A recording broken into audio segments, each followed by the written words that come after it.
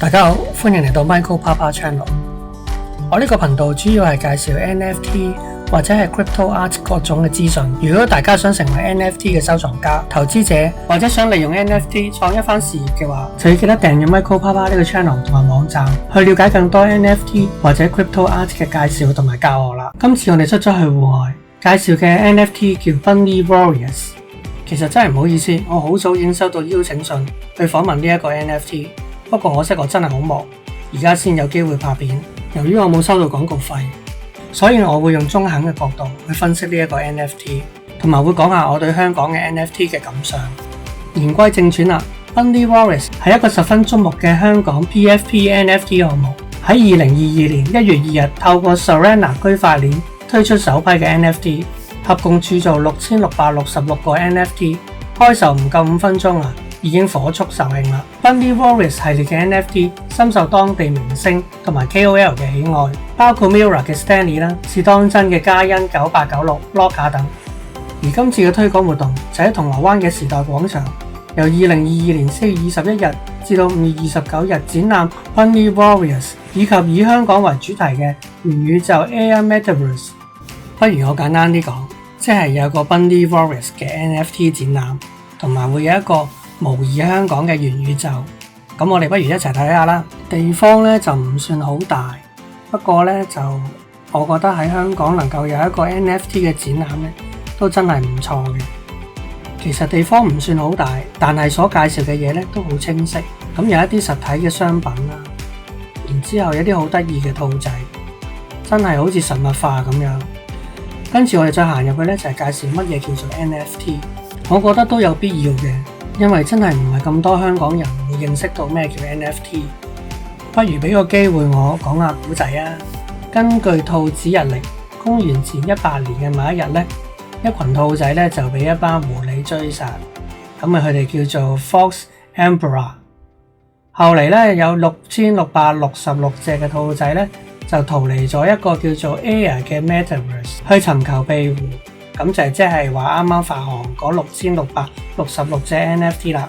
咁呢班狐狸咧就得知兔仔咧就逃離咗去 Air 元宇宙喎。咁班狐狸梗係唔會放過佢哋啦，咁就動員咗一支軍隊去入侵 Air 元宇宙啦。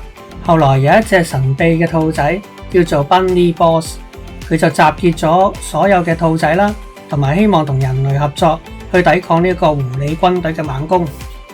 聽完之後，大家有冇想買佢嘅 NFT 咧？不如我教下大家點買啊！如果你身處香港嘅話，只要你到 App Store 下載 Phantom 嘅電子錢包，再向職員展示你嘅錢包地址，你就可以用現金啦、信用卡啦或者電子支付平台購買，職員就會將 NFT 送到你嘅電子錢包之中。但我認為大家都不必親身去買啦，因為主辦單位咧會收取額外嘅費用嘅。我就建議大家上 OpenSea 或者上 Magic Eden 嘅網站購買，咁價錢方面咧就會平啲啦。咁喺 OpenSea 咧就要小心啲揀啦，記得揀6666嗰個，因為其餘嘅咧都唔係真正嘅 Bunny Warriors 嚟嘅。咁入到去之後咧，你就會見到啦。咁佢發行嘅時候咧就係1月份，咁而家已經5月啦。咁究竟呢一隻兔仔咧嘅個成交價係點樣咧？但係喺 OpenSea 咧用 Solana 交易咧都係比較短。咁可能咧未必有較長嘅成交記錄，咁一陣間我哋喺 Magic Eden 先慢慢講。不過值得留意嘅咧就係，接着我哋就會去到 Solana 嘅 NFT 市場，就叫做 Magic Eden。頭先觀察所得 ，Magic Eden 咧嘅價錢比起 OpenSea 咧仲更加平。咁喺 Magic Eden 最低嘅價咧就係0.59嘅 SOL， 而喺 OpenSea 咧就係0.95， 咁就真係平咗一段距離嘅。咁而家咧 Crypto 市場大減價，係唔係值得買呢隻兔仔返屋企呢？不如我哋就揀一個入門價0.59 SOL 嘅兔仔睇下啦。不如我哋直接望下佢嘅成交記錄啦。咁你見咧一開始都雄心壯志喎，買咗返嚟咧以35 SOL就諗住賣出去啦。咁啊賣唔出啦，咁後尾咧就改咗個價錢。就改做 1.24， 後尾都賣唔出，就改咗 0.59 啦。不如我哋再睇多一隻兔仔啦。呢個係戴住 headset 嘅兔仔。我哋去呢個 NFT 嘅第一個成交記錄睇下。首先呢，我返嚟呢就以 1.3 嘅蘇賣出去，真係有人承接喎，1.3有人買咗返嚟。之後呢，佢就開始轉價錢啦，就 6.8 蘇啦，98蘇啦，後尾呢就改咗 8.8 蘇。個 owner 呢改咗好多次嘅價錢，而最後呢都希望以1蘇，希望可以賣出去。其實如果佢賣到出去呢，佢都係要蝕噶啦。咁我自己呢，本身就冇 Solana 嘅，雖然 Solana 呢已經喺高峰嘅時候呢跌咗好多噶啦，但係我自己呢就覺得都仲未係時候。加上我自己呢都好想留意一下呢個 NFT 嘅發展先，咁暫時就會入觀察名單先啦。好啦，講完個兔仔呢，就講下呢個元宇宙啦，叫做 Air Metaverse。咁其實呢，你就咁望落去呢，就會發現其實呢一個元宇宙呢，就比較同香港嘅實境好相似嘅。唔知大家有冇玩過一個手機遊戲叫 Pokemon Go？ 其實佢同 Pokemon Go 都好相似，不過今次就唔係去捉 Pokemon， 而係玩一啲小遊戲去贏取積分嘅。如果係香港人嘅話呢，就會有一份親切感啦。因為呢，其實全部都係香港嘅街景啦，同埋香港嘅常見物品。不過講真，我就唔係好識點玩咯。玩完之後都唔知啲分係點嚟。如果多啲說明呢，就會比較好咯。咁我都試過問啲職員嘅，佢哋淨係答我玩小遊戲咯。咁可能我對個界面唔熟悉啦，我就唔知喺度玩緊啲咩啦。不過能夠做出一個香港嘅模擬實境，確實係一個用心之作，值得鼓勵㗎。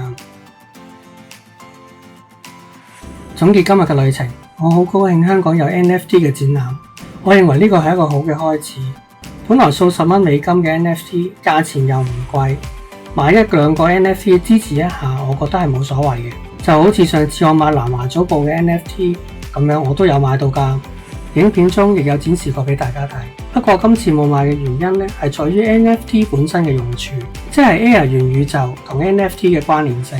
例如，如果我買一個 NFT 係可以用喺呢個 Air 嘅元宇宙嘅話呢，咁我就覺得呢一個功能係值得買啦。會唔會係我唔知呢？如果有，就點解唔喺展覽度展示出嚟呢？如果冇嘅話， Bunny Warriors 就只會成為明星效應下漸漸被遺忘嘅產物。就算價錢再跌至吸引嘅水平，我都未必會有興趣。所以我一定會睇下嚟緊佢嘅 roadmap 或者發展會係點樣嘅。不如講下我對香港 NFT 嘅感想啦。我認識數百位來自唔同國家嘅 NFT 藝術家或者創作者，當中亦都有唔少咧成為咗我嘅好朋友。而香港嘅 NFT 藝術家咧係極少機會認識到嘅。主要嘅原因係香港人只會考慮到 NFT 本身嘅投資價值，而忽略咗 NFT 本身佢應該有嘅價值係來自啲乜嘢。如果只依靠明星效應啊，或者 FOMO 效應啊，靠過一下嘅爆炸力去賣呢一個 NFT 嘅話咧，咁呢個 NFT 絕對唔會長久嘅。相比起其他國家，佢哋有自己 NFT artist 嘅社群啦，有實體嘅場合互相交流啦，去展示大家嘅作品啦。Bunny Warriors 嘅作者話希望可以凝聚香港 NFT 嘅市場，但其實我覺得更需要嘅係凝聚香港 NFT 藝術家或者創作家嘅社群，咁樣先至可以得到健康嘅發展。好啦，今日講到呢度係咁啦，拜拜。